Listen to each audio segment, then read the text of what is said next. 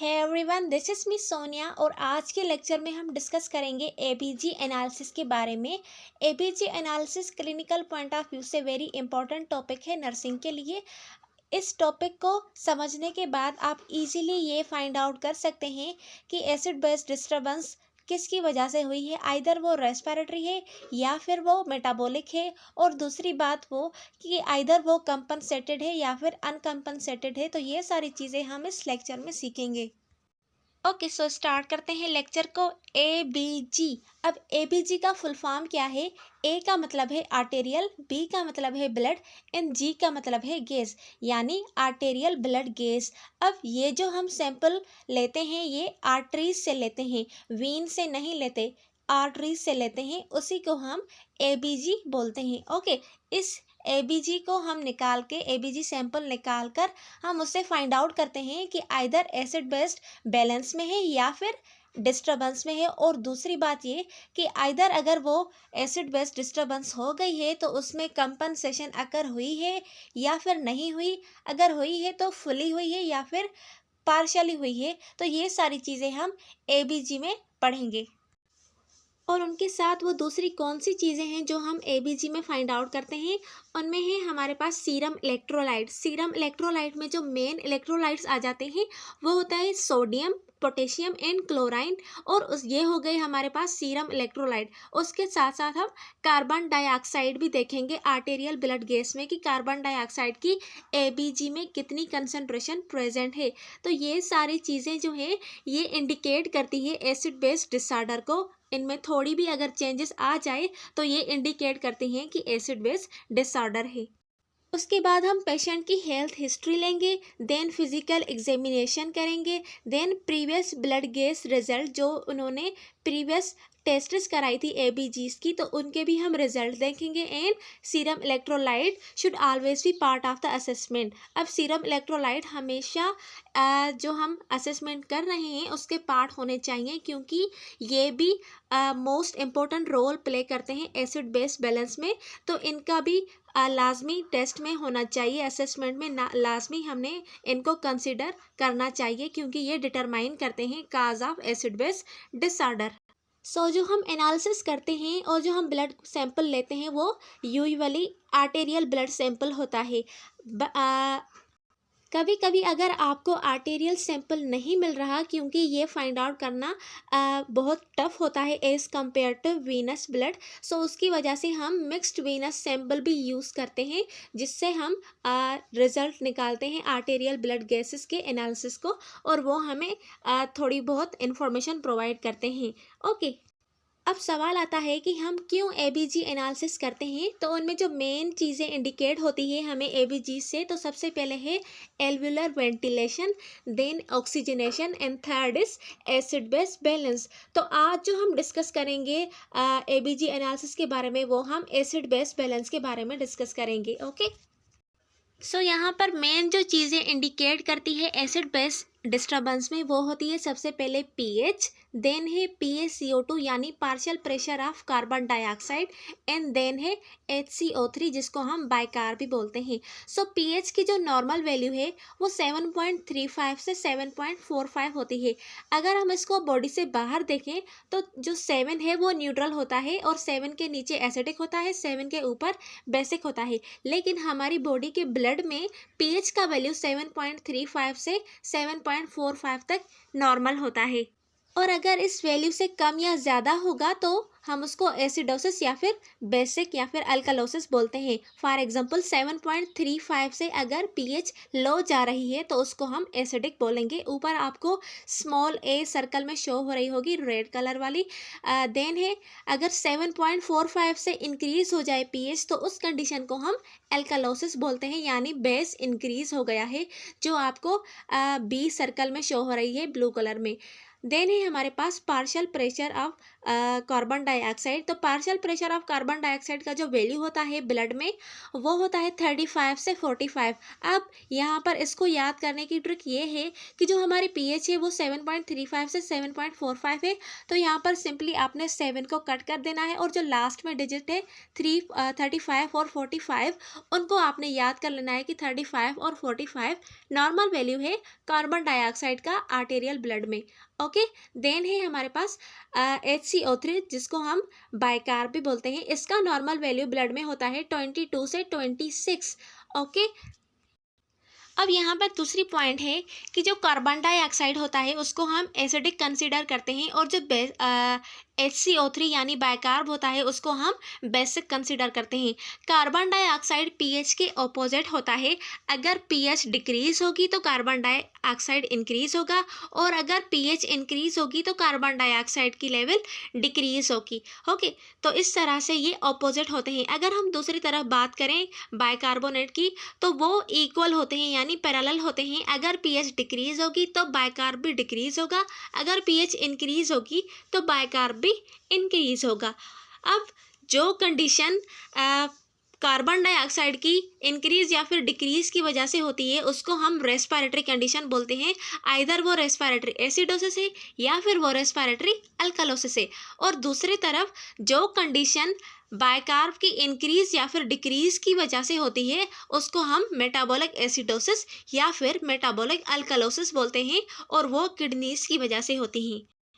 मज़ीद आपका concept clear करने के लिए इस इक्वेशन को डिस्कस करते हैं कि किस तरह से कार्बन डाइऑक्साइड और बाइकार्ब बनते हैं, इसकी इक्वेशन कैसे होती है। सबसे पहले हम क्या करते हैं, रेस्पिरेशन करते हैं तो ऑक्सीजन इनहेल करते हैं और कार्बन डाइऑक्साइड को एक्सहेल करते हैं।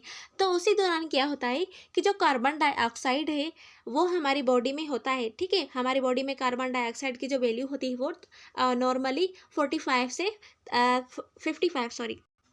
35 से 45 तक होती है। अगर इससे कम या ज़्यादा हो गई तो हम उसको बोलते हैं एसिडोसिस या फिर अल्कलोसिस हो जाएगी।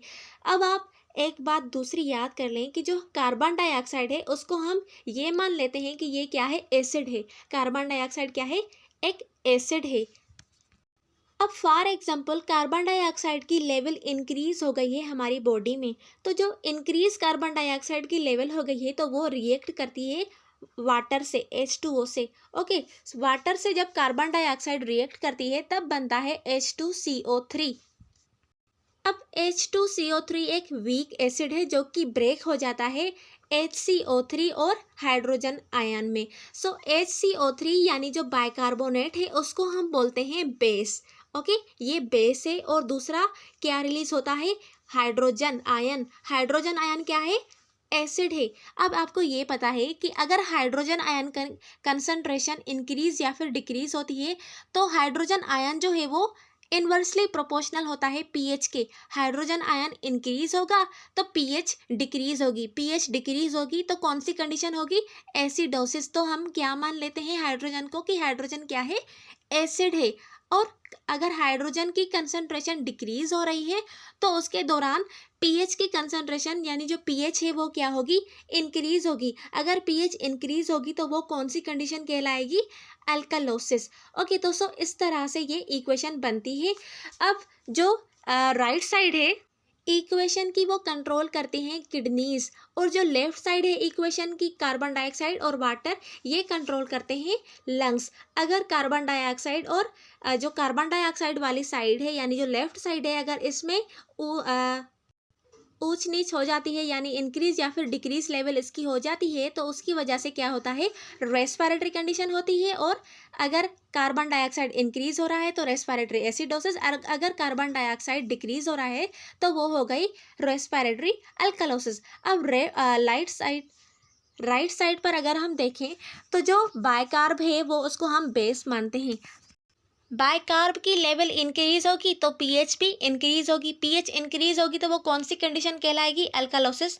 ये हो गया हमारा मेटाबॉलिक अल्कलोसिस। अगर बाइकार्ब की जो लेवल है वो डिक्रीज हो रही है तो उसकी वजह से क्या होगा, पीएच डिक्रीज होगी। पीएच डिक्रीज होने की वजह से कौन सी कंडीशन होगी, एसिडोसिस। तो इसको हम बोलेंगे मेटाबॉलिक एसिडोसिस। अब बाइकार्ब और हाइड्रोजन जो है उनकी जो रेशो है उन दोनों का वो 20:1 होता है, यानी 20 बेस होने चाहिए एक एसिड के लिए, 20 HCO3 होने चाहिए और एक हाइड्रोजन होने चाहिए, तभी जो कंडीशन है वो एसिड बेस बैलेंस वो बैलेंस में रहते हैं।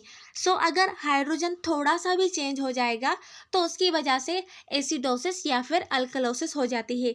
अगर इसकी निस्बत में हम बाइकार्ब को देखें तो उसको इंक्रीज या फिर डिक्रीज होने के लिए 20 टाइम इंक्रीज या फिर डिक्रीज होना होगा, तभी कंडीशन चेंज होगी।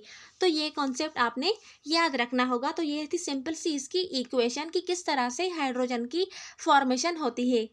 सो now we have goals for ABG analysis. अब कौन से वो गोल्स हैं जो हमें हमारे गोल्स होने चाहिए एबीजी एनालिसिस में? तो सबसे पहले है एसिडोसिस और अल्कालोसिस। अब जो हमें कंडीशन मिली होगी तो उस कंडीशन में हमें सबसे पहले ये फाइंड आउट करना है कि आइदर वो कंडीशन एसिडोसिस है या फिर अल्कालोसिस है। देन हमने ये फाइंड आउट करना है कि वो कंडीशन मेटाबॉलिक है या फिर रेस्पिरेटरी है। और लास्ट में हमने ये देखना है कि आइदर उसमें कंपनसेशन हुई है या फिर नहीं हुई है। तो अगर नहीं हुई है तो उसको हम अनकम्पनसेटेड बोलते हैं, हुई है थोड़ी बहुत तो उसको हम पार्शियली कंपनसेटेड बोलते हैं, अगर पीएच बिल्कुल नॉर्मल हो गई है तो उसको हम फुल्ली कंपनसेटेड बोलते हैं। तो ये सारे गोल से एबीजी एनालिसिस के लिए। तो ये वो सारे मेन फैक्टर्स हैं एबीजी एनालिसिस में। प्राइमरी, अब पी जो है, पी इंडिकेट करती है प्राइमरी, तो सबसे पहले हमें पीएच देखनी होगी। पीएच मतलब प्राइमरी, तो प्राइमरी क्या है? पीएच है। और पीएच हमें पता है कि 7.35 से 7.45 तक नॉर्मल होती है। अगर 7.35 से कम हो गई तो उसको हम बोलेंगे एसिड, अगर 7.45 से ज़्यादा हो गई तो उसको हम बोलेंगे बेस। तो सबसे पहले हमें ये फाइंड आउट करना है कि वो कंडीशन एसिडोसिस है या फिर अल्कलोसिस है।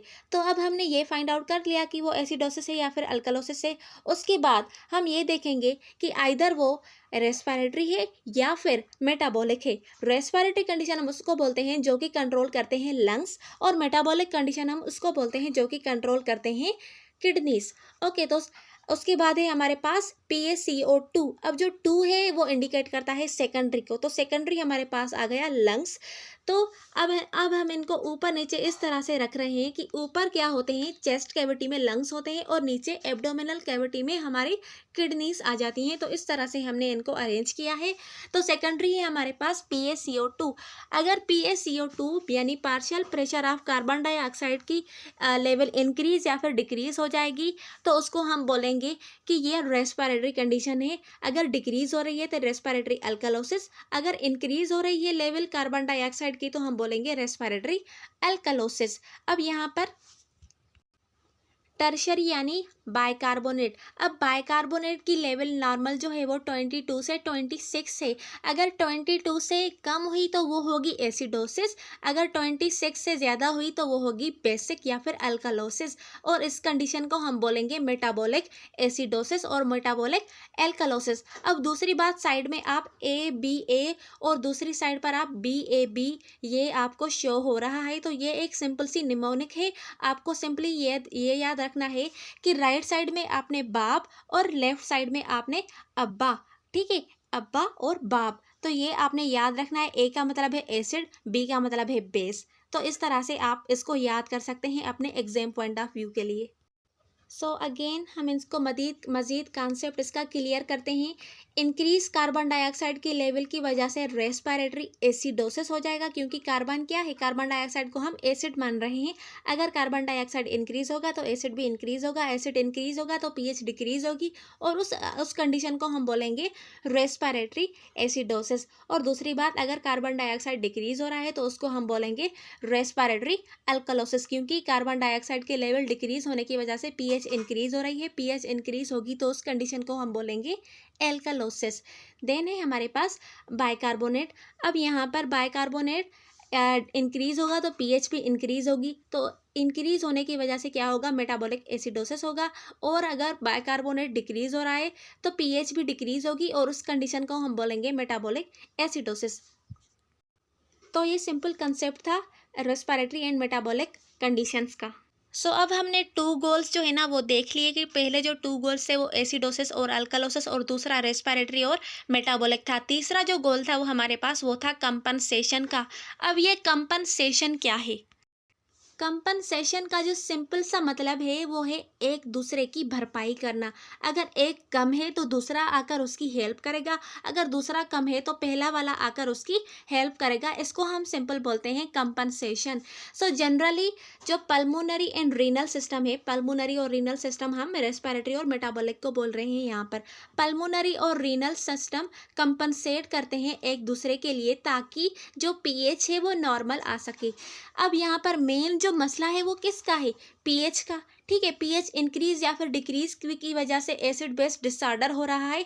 तो हमारा जो मेन मकसद है वो क्या है? पीएच को नॉर्मल लेवल तक लाना। तो पीएच को नॉर्मल लेवल तक लाने के लिए और लंग्स और किडनीज एक दूसरे के लिए कंपनसेट करते हैं ताकि पीएच जो है वो नॉर्मल आ जाए। तो इसमें क्या होता है कि एक सिस्टम दूसरे सिस्टम की हेल्प करता है, उसके साथ कंपनसेट करता है और रिटर्न करता है सेम रेशो। सेम रेशो कौन सा था?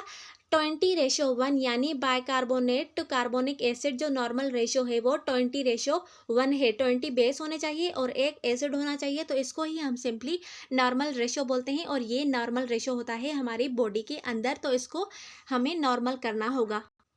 अब the lungs compensate for metabolic disturbance. जो लंग्स होते हैं वो कंपनसेट करते हैं मेटाबॉलिक डिस्टर्बेंस के लिए। फॉर एग्जांपल जो किडनीज है वो फेल हो गई है काम करने में, तो उसकी लंग्स हेल्प करेगा।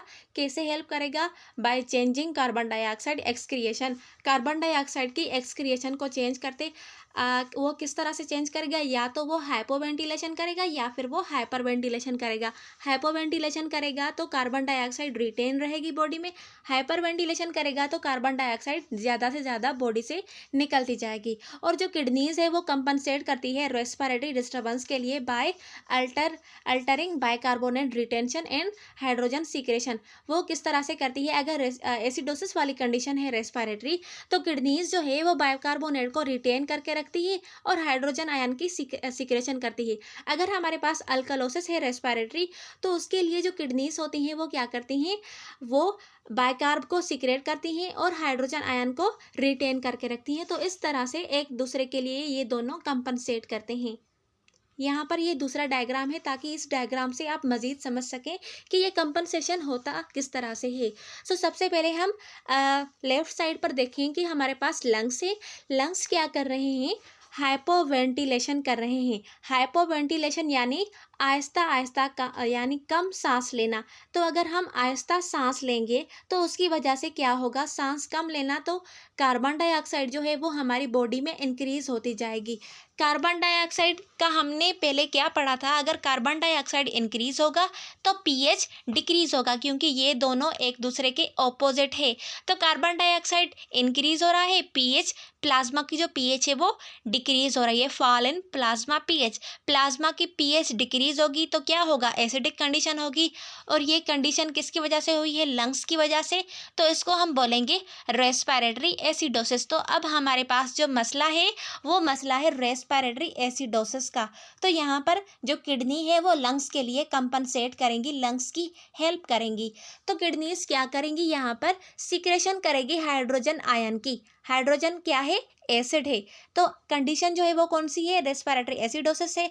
जो हाइड्रोजन आयन है उसको किडनी रिलीज करेगी, सीक्रेट करेगी यूरिन में, ताकि हाइड्रोजन की एसिड की कंडीशन डिक्रीज हो और respiratory condition Aahista Aahista normal होती जाए, अल्कोलोसिस की तरफ जाए। देन क्या करेगी? ये किडनीज रीएब्जॉर्ब करेगी बाइकार्ब को, HCO3 को रीएब्जॉर्ब करेगी ताकि जो बेस है वो रिटेन रहे बॉडी में और रेस्पिरेटरी एसिडोसिस की कंडीशन नॉर्मल आ जाए। अब रीएब्जॉर्प्शन ऑफ बाइकार्बोनेट की वजह से क्या होगा? क्योंकि बाइकार्बोनेट एक बेस है तो बेस की वजह से पीएच क्या होगी? इंक्रीज होगी, क्योंकि हमने ये पढ़ा था कि जो बाइकार्बोनेट है वो पीएच से इक्वल होता है। अगर पीएच बढ़ेगी तो बाइकार्ब बढ़ेंगे, अगर पीएच डिक्रीज होगी तो बाइकार्ब भी डिक्रीज होगा। तो यहाँ पर रीअब्जॉर्प्शन हो रही है बाइकार्ब की, तो उसकी वजह से बाइकार्ब इंक्रीज हो रहा है, जिसकी वजह से पीएच जो है प्लाज्मा की वो भी इंक्रीज हो रही है। अब पीएच इंक्रीज हो रही है तो ये क्या हो गया? ये मेटाबॉलिक कंपनसेशन हो गया रेस्पिरेटरी एसिडोसिस के लिए। क्योंकि रेस्पिरेटरी एसिडोसिस थी तो उसमें पीएच डिक्रीज हो रही थी, किडनीज ने क्या किया? पीएच को इंक्रीज कर दिया। इसी तरह से अगर यहाँ पर कंडीशन होती रेस्पिरेटरी अल्कलोसिस, तो यहाँ पर किडनीज रीअब्जॉर्प्शन करती हाइड्रोजन आयन की, और रीअब्जॉर्प्शन जो सीक्रेशन करेगी वो बाइकार्ब की करेगी, और पीएच यहाँ पर फिर से डिक्रीज हो जाएगी, और यहाँ पर फिर से किडनी जो है वो मेटाबॉलिक कंपनसेशन करेगी लंग्स की रेस्पिरेटरी अल्कलोसिस के लिए। देन हम राइट साइड पर देखें कि अगर किडनी का फेल्यूर हो गया है, किडनी सही से काम नहीं कर पा रही, तो रीनल फेल्यूर की वजह से क्या हो रहा है, लॉस ऑफ बाइकार्ब। ठीक है, लॉस ऑफ बाइकार्ब हो रहा है और रिटेंशन ऑफ हाइड्रोजन आयन की कंसंट्रेशन ज़्यादा होती जा रही है। तो हाइड्रोजन क्या है, एसिड है, एसिड इंक्रीज होगा तो क्या होगा, पीएच डिक्रीज होगी। सो fall in plasma pH, plasma की पीएच डिक्रीज होगी तो क्या होगी, कौन सी कंडीशन होगी, ये मेटाबॉलिक एसिडोसिस। अब मेटाबॉलिक एसिडोसिस को नॉर्मल कौन करने आएगा, लंग्स। पहले क्योंकि किडनी ने हेल्प की थी लंग्स की, अब लंग्स हेल्प करेंगे किडनी के लिए। तो लंग्स यहाँ पर क्या करेंगे, लंग्स हाइपर वेंटिलेशन करेंगे। हाइपर वेंटिलेशन यानी ज़्यादा सांस लेंगे हम। ठीक है, हाइपर वेंटिलेशन से क्या होगा, कार्बन डाइऑक्साइड जो है वो बॉडी से निकलती जाएगी। ज़्यादा अमाउंट में बॉडी से कार्बन डाइऑक्साइड निकलने की वजह से partial pressure of carbon dioxide decrease हो जाएगा। कार्बन डाइऑक्साइड क्या है, एक एसिड है, तो कंडीशन ऊपर कौन सी है, एसिडोसिस है। तो जो लंग्स है वो क्या करेंगे, हाइपर वेंटिलेशन, उसकी वजह से कार्बन डाइऑक्साइड की लेवल डिक्रीज होगी। कार्बन डाइऑक्साइड की लेवल डिक्रीज होने की वजह से पीएच जो है प्लाज्मा की वो इंक्रीज होगी, क्योंकि हमें ये पता है कि जो कार्बन डाइऑक्साइड है वो पीएच के ऑपोजिट है। पीएच इंक्रीज हो रही है तो कार्बन डाइऑक्साइड डिक्रीज हो रहे हैं। तो यहाँ पर हाइपर वेंटिलेशन की वजह से कार्बन डाइऑक्साइड बॉडी से बाहर जा रहा है तो पीएच इंक्रीज हो रही है। तो इसकी वजह से क्या होगा, रेस्पिरेटरी कंपनसेशन होगी किडनीज के लिए। तो ये हो गई इसकी रेस्पिरेटरी कंपनसेशन। अब अगर यहाँ पर कंडीशन हो ऊपर मेटाबॉलिक अल्कलोसिस, तो यहाँ पर क्या होगा, लंग्स जो है वो हाइपो वेंटिलेशन करेंगे। या राइट साइड पर आप देखिए तो ये राइट साइड वाला जो सिस्टम है वो लेफ्ट साइड में शिफ्ट हो रहा है। तो लंग्स क्या करेंगे, यहाँ पर हाइपो वेंटिलेशन करेंगे। हाइपो वेंटिलेशन की वजह से कार्बन डाइऑक्साइड की लेवल इंक्रीज हो जाएगी। कार्बन डाइऑक्साइड की लेवल इंक्रीज होने की वजह से पीएच डिक्रीज हो जाएगी, और ये कंपनसेट करेगा मेटाबॉलिक अल्कलोसिस के लिए। तो इस तरह से ये दोनों एक दूसरे के लिए कंपनसेशन करते हैं। मजीद ये रिटन फॉर्म में है कि how the kidney compensate for respiratory condition. In respiratory acidosis kidneys क्या करेगी, हाइड्रोजन एक्सक्रिएट करेगी यूरिन में, और एक्सचेंज उसकी वजह से क्या करेगी, बाइकार्ब को रिटेन करके रखेगी बॉडी में। अगर रेस्पिरेटरी अल्कलोसिस है तो renal excretion of bicarbonate increase हो जाएगा, और हाइड्रोजन आयन बॉडी में रहेंगे।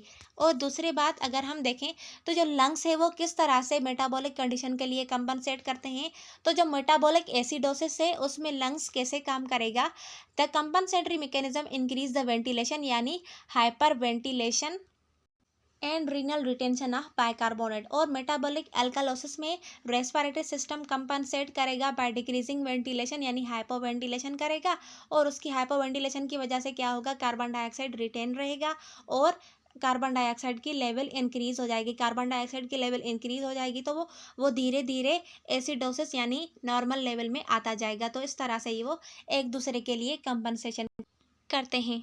अब यहाँ पर एक और बात आपने याद रखनी है कि जो लंग्स होते हैं वो जल्दी से हेल्प करने के लिए आ जाते हैं किडनीज की, लेकिन जो किडनीज है वो देर लगाती है बड़ी। ठीक है, वो किडनीज 2 से 3 दिनों तक आती है लंग्स की हेल्प करने के लिए, लेकिन जो लंग्स होते हैं वो विद इन मिनट्स अपना काम स्टार्ट कर देते हैं, इसीलिए जो लंग्स हैं वो फास्टर होते हैं। सो कंपनसेशन फॉर मेटाबॉलिक इम्बेलेंस अगर faster than compensation of respiratory imbalance. अगर मेटाबॉलिक कंडीशन को मुसीबत आ गई तो उसके लिए जो लंग्स है वो जल्दी जल्दी में कंपनसेट करते हैं उसके लिए, लेकिन अगर रेस्पिरेटरी में मुसीबत आ रही है तो उसके लिए किडनीज जो है वो देर लगा देती है। तो ये पॉइंट आपने याद रखनी है।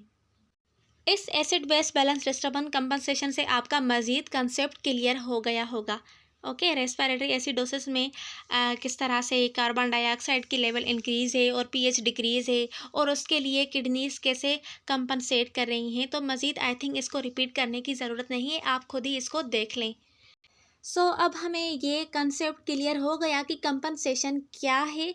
अब हम ये देखेंगे कि कंपनसेशन होती है या नहीं होती, अगर होती है तो उसको हम क्या बोलते हैं, नहीं होती तो उसको हम क्या बोलते हैं, उसके लिए भी डिफरेंट डिफरेंट टर्म्स होते हैं, उसको हम देखते हैं अभी।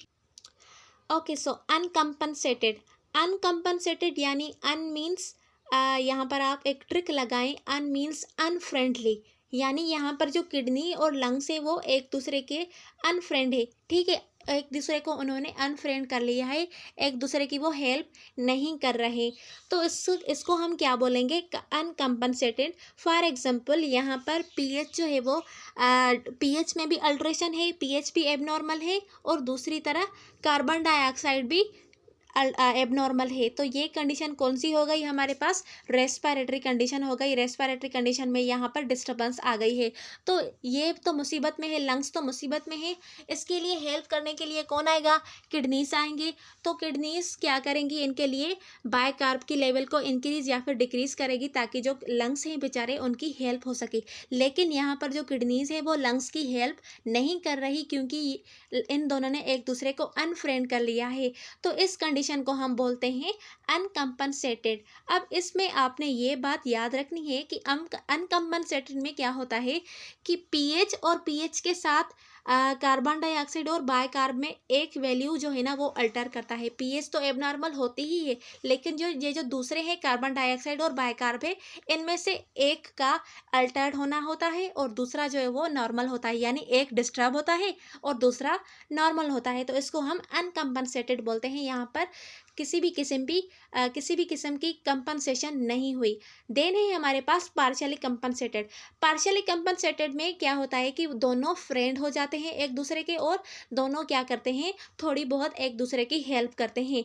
सो इसमें क्या होता है, तीनों चीज़ें डिस्टर्ब होती हैं। इस कंडीशन में आपको पीएच भी डिस्टर्ब मिलेगी, कार्बन डाइऑक्साइड भी डिस्टर्ब मिलेगा और बायकार्ब भी डिस्टर्ब मिलेगा, तो इस कंडीशन को हम बोलते हैं पार्शियली कंपनसेटेड। अगर रेस्पिरेटरी कंडीशन होगी तो बायकार्ब में डिस्टर्बेंस आ जाएगी, अगर मेटाबॉलिक कंडीशन होगी तो यहाँ पर रेस्पिरेटरी यानी जो कार्बन डाइऑक्साइड है उसमें डिस्टर्बेंस हो जाएगी। तो अगर तीनों के तीनों डिस्टर्ब हो तो इसको हम बोलते हैं पार्शियली कंपनसेटेड। देन है हमारे पास फुल्ली कंपनसेटेड। अब फुल्ली कंपनसेटेड में ये बात आपने एनी हाउ याद रखनी है कि फुल्ली कंपनसेटेड में जो पीएच होती है वो हमेशा नॉर्मल लेवल में आ जाती है। फुल्ली कंपनसेटेड में पीएच जो होती है वो नॉर्मल होती है, और दूसरी तरफ जो कार्बन डाइऑक्साइड और बायकार्ब की लेवल है वो डिस्टर्ब होती है। तो ये बात आपने याद रखनी होगी कि फुल्ली कंपनसेटेड में कौन सी चीज़ें अल्टर्ड होती है, पार्शियली कंपनसेटेड में कौन सी चीज़ें डिस्टर्ब होती है, और अनकंपनसेटेड में कौन सी चीज़ें डिस्टर्ब होती हैं। तो ये सिंपल सा कंसेप्ट था अनकंपनसेटेड, पार्शियली कंपनसेटेड और फुल्ली कंपनसेटेड का। ये डायग्राम है फुल्ली कंपनसेटेड, पार्शियली कंपनसेटेड और अनकंपनसेटेड का। इनको इन्होंने टिक टेक टॉय मेथड से इंडिकेट किया है। ऊपर इन्होंने एसिडोसिस लिखा है एक साइड से, बीच में नॉर्मल लेवल है और राइट साइड पर अल्कलोसिस है, तो तीनों जो है ना वो सेम ही है। अब यहाँ पर हम इनके जो वैल्यूज़ है उसमें हम देखेंगे कि कौन सी चीज़ नॉर्मल है, कौन सी चीज़ एबनॉर्मल है। अब सबसे पहले हम लेफ़्ट साइड पर देखते हैं कि जो फुल्ली कंपनसेटेड है, फुल्ली कंपनसेटेड में मैंने क्या बोला आपको कि जो पीएच है वो हमेशा नॉर्मल होती है फुल्ली कंपनसेटेड में, क्योंकि दोनों ने फुल्ली कंपनसेट किया है और पीएच को उन्होंने नॉर्मल लेवल में ला दिया, यानी यहाँ पर ये सक्सेसफुल हो गए हैं। लेकिन यहाँ पर जो कार्बन डाइऑक्साइड और बायकार्ब है वो अल्टर्ड होते हैं, तो ये हम इसको बोलते हैं फुल्ली कंपनसेटेड। जो बीच में है वो नॉर्मल है और दूसरे दोनों साइड में दोनों कार्बन डाइऑक्साइड और बायकार्ब अल्टर्ड या फिर डिस्टर्ब है। देन हम बीच में देखें जो पार्शियली कंपनसेटेड है, पार्शियली कंपनसेटेड में क्या है, दो चीज़ें जो है ना, एक कंडीशन होती है फॉर एग्जांपल अल्कलोसिस है या फिर एसिडोसिस है। यहाँ पर जो कंडीशन है वो कौन सी है, अल्कलोसिस है। तो अल्कलोसिस के लिए जो रेस्पिरेटरी सिस्टम है ना वो कंपनसेट कर रहा है, यहाँ पर जो कार्बन डाइऑक्साइड की लेवल है वो डिस्टर्ब है, वो एसिडोसिस में जा रहा है। तो ये हो गई हमारे पास पार्शियली कंपनसेटेड। देन है हमारे पास अनकंपनसेटेड। अब अनकंपनसेटेड में क्या होता है, जो पीएच होती है वो तो एबनॉर्मल होती ही है, और उसके साथ जो कंडीशन फॉर एग्जांपल वो रेस्पिरेटरी है या फिर मेटाबॉलिक है, तो यहाँ पर जो कंडीशन है वो मेटाबॉलिक कंडीशन है, तो मैं यहाँ पर मेटाबॉलिक अल्कलोसिस हुई है और उसके लिए हमें क्या करना है, हम हेल्प ले रहे हैं लंग्स से। तो यहाँ पर जो लंग्स है वो नॉर्मल लेवल पर अपने बैठे हैं, बड़े सुकून से बैठे हैं। किडनीज की यहाँ पर वो हेल्प नहीं कर रहे हैं, वो नॉर्मली बैठे हैं। आप देख रहे हैं कि जो कार्बन डाइऑक्साइड है वो नॉर्मल वाली रेंज में आ रहा है। तो यहाँ पर हम बोल रहे हैं कि जो कंपनसेशन है वो अकर नहीं हुई, तो इसको हम अनकम्पनसेटेड बोलते हैं। तो इन डायग्राम को आप याद कर लें अच्छे से कि कौन सी चीज़ कहाँ पर नॉर्मल होती है और कौन सी चीज़ कौन सी कंडीशन में एबनॉर्मल होती है। आई होप कि आपको कंसेप्ट क्लियर हो गया होगा एबीजी एनालिसिस का। अब हम एबीजी इंटरप्रिटेशन करेंगे, यानी एबीजीज के एग्जाम्पल यानी उनके प्रॉब्लम्स को हम देखेंगे कि किस तरह से हम इनको इंटरप्रिटेट करते हैं। सो एग्जाम्पल नंबर 1 है हमारे पास, पीएच हमें दी गई है 7.28 और जो कार्बन डाइऑक्साइड है उसका वैल्यू है 55 और जो बाइकार्ब है उसका वैल्यू है 24। तो अब हमें ये पूछ रहे हैं कि ये कौन सी कंडीशन है, आइदर ये एसिडोसिस है या फिर अल्कलोसिस है। अगर एसिडोसिस या अल्कलोसिस है तो वो रेस्पिरेटरी है या फिर मेटाबॉलिक है, और उसके साथ साथ कंपनसेशन अकर हुई है या फिर नहीं हुई। तो इसको हम किस तरह से फाइंड आउट करेंगे, सबसे पहले आप पीएच को देखें। पीएच का नॉर्मल वैल्यू क्या है, पीएच का नॉर्मल वैल्यू है 7.35 से 7.45। ये जो वैल्यू है ये कितना है 7.28, यानी ये 7.35 से कम है। 7.28 किसको इंडिकेट कर रहा है, एसिडोसिस, एसिड वाली कंडीशन को शो कर रहा है। और दूसरी बात, जो कार्बन डाइऑक्साइड है उसका वैल्यू नॉर्मल वैल्यू क्या है, 35 से 45 तक, लेकिन यहाँ पर जो वैल्यू दिया गया है वो 55 है, यानी कार्बन डाइऑक्साइड का वैल्यू इंक्रीज्ड है। ओके। और तीसरी बात, जो बाइकार्ब है उसका जो नॉर्मल वैल्यू है वो कितना होता है 22 से 26 तक, लेकिन यहाँ पर जो इसका वैल्यू दिया गया है वो 24 है, यानी जो बाइकार्ब है वो नॉर्मल स्टेट में है, ये बड़े बड़े सुकून से बैठा है। जो एबनॉर्मल कंडीशन है वो कौन सी है, पीएच में और कार्बन डाइऑक्साइड में। अब हम ये पता लगाएंगे कि ये कंडीशन कौन सी है, पीएच लो यानी एसिडिक कंडीशन। कार्बन का क्या पढ़ा था हमने, कार्बन क्या होता है, एसिड होता है। तो कार्बन इंक्रीज होगा तो कौन सी कंडीशन होगी, इंक्रीज होगी। और जो डिस्टर्बेंस आ रही है वो कार्बन डाइऑक्साइड में हो रही है। कार्बन डाइऑक्साइड किसको इंडिकेट करता है, रेस्पिरेटरी कंडीशन को इंक्रीज करता है, यानी इसको हम बोलेंगे रेस्पिरेटरी एसिडोसिस। ओके, ये क्या है, respiratory acidosis. In this scenario the pH is below the normal range, जो पीएच है वो नॉर्मल रेंज से बिलो है और इंडिकेटिंग अनकम्पनसेटेड रेस्पिरेटरी एसिडोसिस। जो बाइकार्ब है वो भी अपनी नॉर्मल लेवल में है। ठीक है, बाइकार्ब यानी जो किडनीज है वो बड़े सुकून से बैठी हैं, वो लंग्स की मदद नहीं कर रहे हैं, तो इसको हम क्या बोलेंगे, अनकम्पनसेटेड। यहाँ पर किसी भी किस्म की कंपनसेशन अकर नहीं हुई। देन क्या है, द एलिवेटेड PaCO2 यानी partial pressure of carbon dioxide क्या है, इंक्रीज है। तो इंक्रीज कार्बन डाइऑक्साइड को हम क्या बोलते हैं, एसिडिक। तो ये कौन सी कंडीशन हो गई, एसिडोसिस। सो जो इसका मेन जो इसका आंसर हो गया वो क्या होगा, अनकम्पनसेटेड रेस्पिरेटरी एसिडोसिस।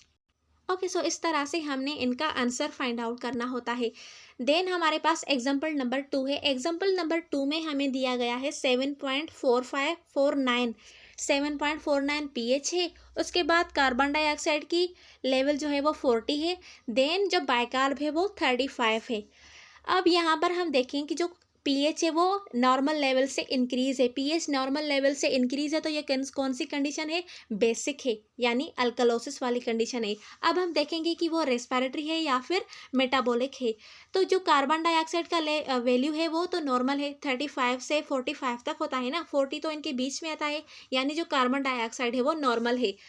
और दूसरी बात, जो बाइकार्ब है वो एबनॉर्मल है, क्योंकि जो बाइकार्ब का नॉर्मल वैल्यू होता है वो 22 से 26 तक होता है, लेकिन इसका वैल्यू इंक्रीज हो गया है 26 से भी। तो ये बाइकार्ब किसको इंडिकेट करते हैं, मेटाबॉलिक को। तो ये कौन सी कंडीशन हो गई, पीएच इंक्रीज यानी अल्कलोसिस, और कार्बन डाइऑक्साइड और बाइकार्ब में लेवल डिस्टर्ब किसकी है, बाइकार्ब की। तो ये कौन सी कंडीशन है, metabolic alkalosis. So here the pH is above the normal range, pH normal range से अबव है। और जो कार्बन डाइऑक्साइड है वो इंडिकेट कर रहा है कि जो ये जो कंडीशन है ये अनकम्पनसेटेड है, यहाँ पर जो लंग्स है वो किडनीज की हेल्प नहीं करने आए अभी तक, इसीलिए ये कंडीशन कौन सी है, अनकम्पनसेटेड। और जो बाइकार्ब है वो इंडिकेट करते हैं मेटाबॉलिक को। So the increase bicarbonate level contribute to alkalosis. So इस पूरे कंसेप्ट को हम क्या बोलेंगे, uncompensated metabolic alkalosis. Okay, I think it's very easy. अगर आपको कंसेप्ट कंपनसेशन का पूरा कंसेप्ट क्लियर हो गया होगा तो ये सारे एग्जाम्पल भी आपको इजी लगेंगे। सो एग्जाम्पल नंबर 3 जो है उसमें पीएच है हमारे पास 7.5452। ओके, 7.52 है।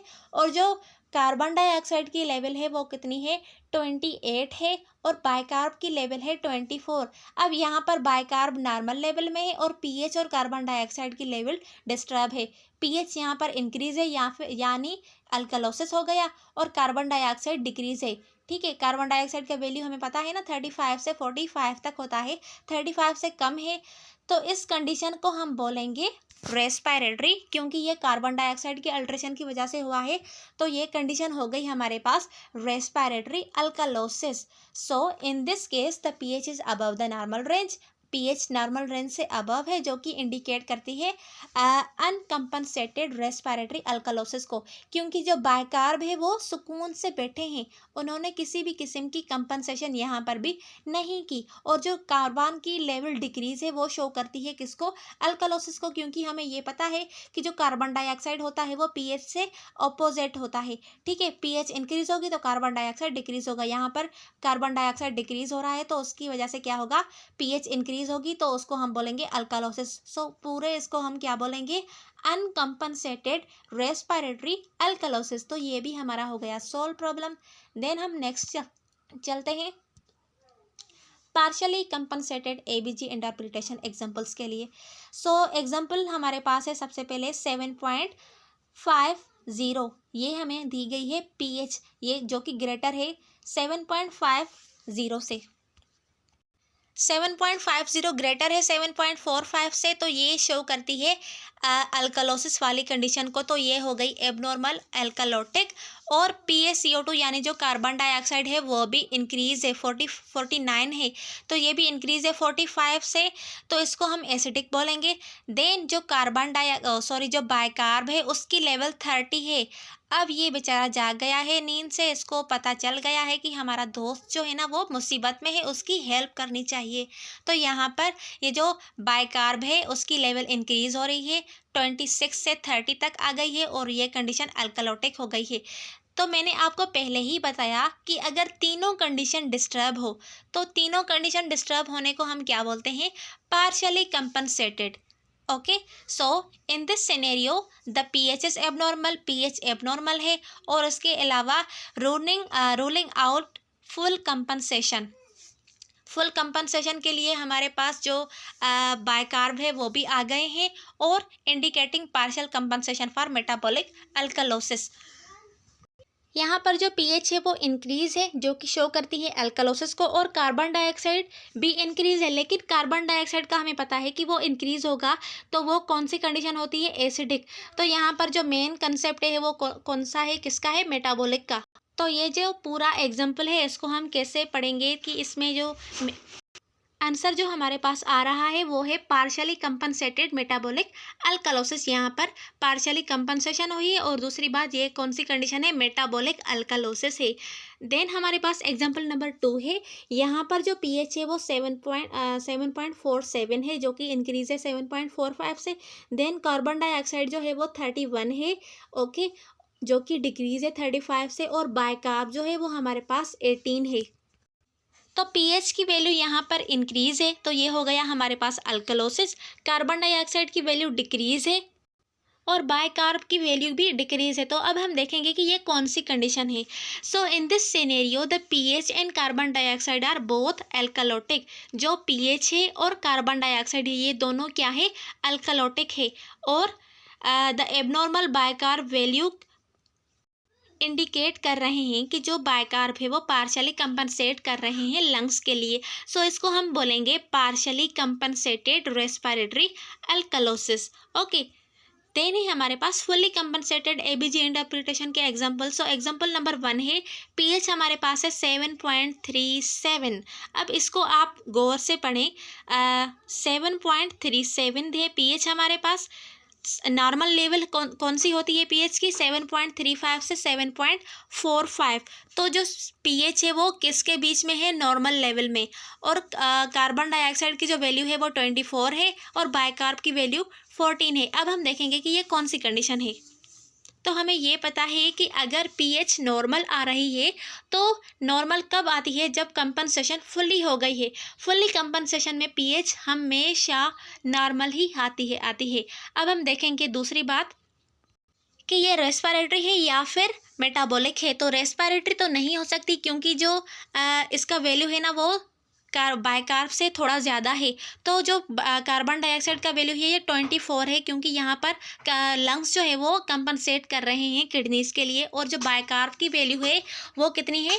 14 है। ओके, सो 14 है तो ये शो कर रही है एसिडिक कंडीशन को, क्योंकि पीएच जो है वो नॉर्मल और डायरेक्टली प्रोपोर्शनल होती है बाइकार्ब से। तो बाइकार्ब डिक्रीज हो तो ये किसको इंडिकेट कर रहे हैं? एसिडोसिस को। Okay, so in this case the pH with in the normal range. PH हमारे पास नॉर्मल रेंज है जो कि इंडिकेट करती है किसको? फुल कंपनसेशन को फॉर मेटाबॉलिक एसिडोसिस। और कार्बन डाइऑक्साइड की डिक्रीज लेवल ये इंडिकेट कर रही है कि वो कंपनसेट कर रहे हैं डिक्रीज बाइकार्बोनेट की लेवल के लिए। तो यहाँ पर जो हमारे पास आंसर आएगा वो आएगा fully compensated metabolic acidosis. Then एक और एग्जांपल देखते हैं फुल्ली कंपनसेटेड का। तो पीएच हमारे पास है 7.43 और कार्बन डाइऑक्साइड की वैल्यू है हमारे पास 29 और बाइकार्ब की वैल्यू है हमारे पास 17।